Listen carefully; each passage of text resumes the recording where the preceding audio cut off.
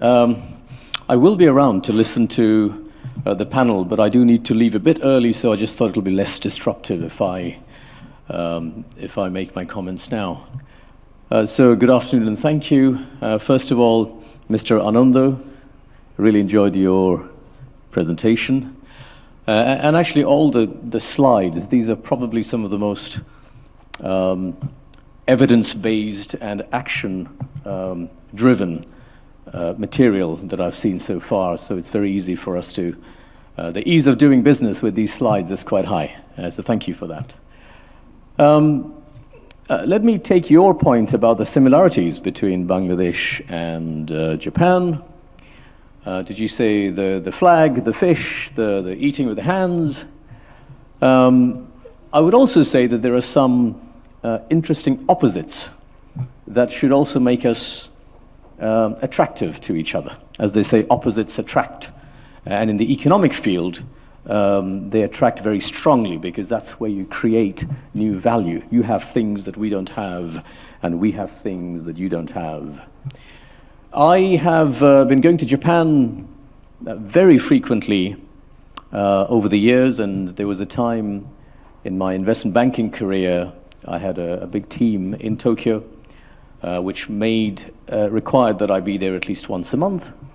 So I was at Barclays and at UBS.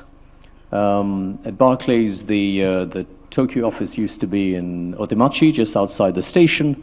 And then after we acquired Lehman Brothers, we moved to Roppongi.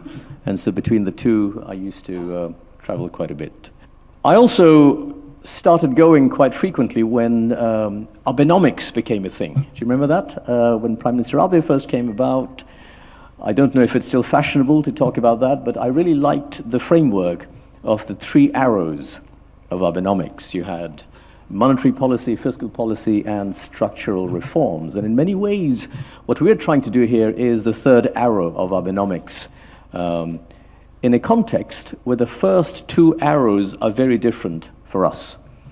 So if you have an aging population, we have a young and population that's getting younger over time, at least for the next decade or so.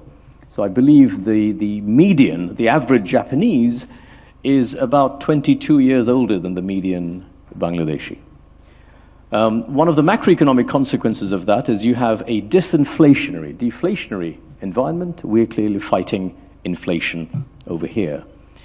You have a savings rate, which is one of the highest in the world, and a pool of savings looking for deployment opportunities, whereas over here we have fundamentals that need to be turned into investable projects, but once we do that, then that should be one of the attractive destinations for that pool of savings that you have as a country, because the domestic rate of return is quite low. And I remember one of the other things that Abenomics was trying to push out is that your companies, your corporate cash holdings is quite high. So a bit more capex would also be useful. So at a macroeconomic levels, if you bring these two economies together, you have 1 + 1 greater than 2, because it's almost a perfect demand and supply matching at that level. Of course, it's one thing to recognize that conceptually, and quite another thing to be able to give effect to that materially, which is all about execution, implementation. And one of the slides that I found very interesting is the one where you compared us with some of our peer groups, some of the others in the region. And when it came to labor cost, we were right at the bottom or close to the bottom.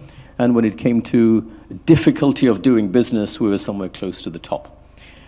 And I think both of these numbers need to change. We don't want to be the cheapest place in the world to do business in, and we don't want to be the most difficult place in the world to do business in. Let's compress the gap between the two. Let's create a combination where we are an easier place in the world to do business with, but with the right regulations, with the right standards, the labor standards, sustainability standards, so that wages rightfully can go up as well, because it comes with productivity. individual productivity, but also total factor productivity.